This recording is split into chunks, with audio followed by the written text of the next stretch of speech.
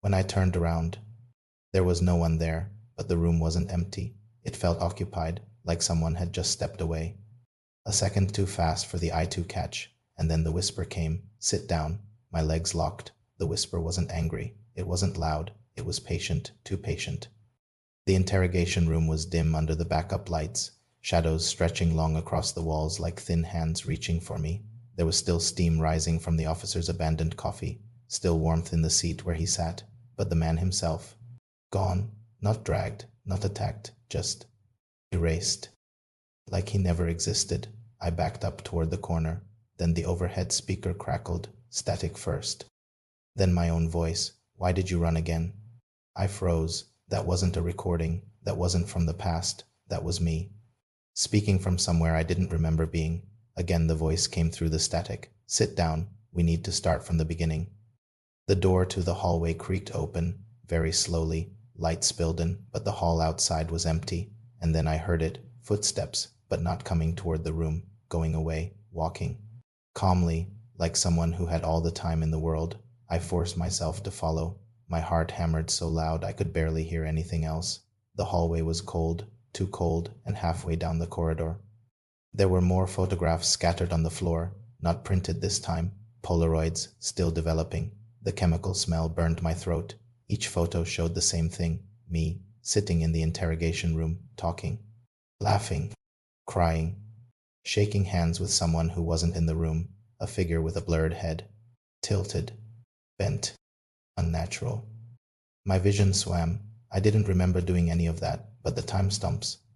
They were from today, minutes apart, some only seconds apart. I wasn't alone in that room. I had never been alone in that room. A soft tapping echoed down the hallway. Tap, tap, tap, slow, measured, almost polite.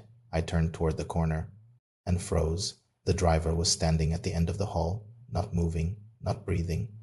Neck bent so sharply it nearly touched his shoulder. Same gray eyes, same dead stare, but his mouth was different now. It wasn't smiling, it was slightly open.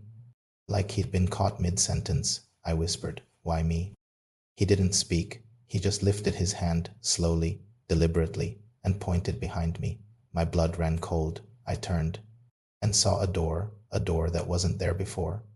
Black, old, with claw-like marks dragging down the surface. Above the door, a glowing sign flickered, "Retrieval Room."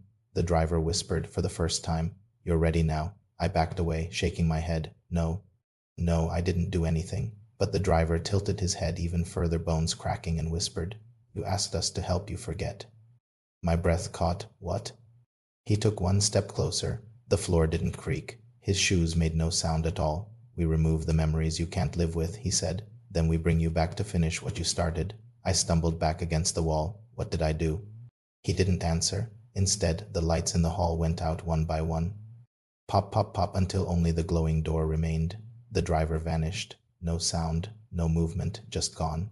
But something else appeared in his place. A final Polaroid, still developing in the dim light.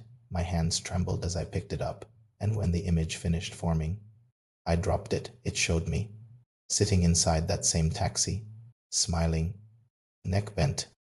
Just like the driver, the caption written in my own handwriting was, "Don't turn around this time." I looked up. The retrieval room door was now inches from my face. Breathing,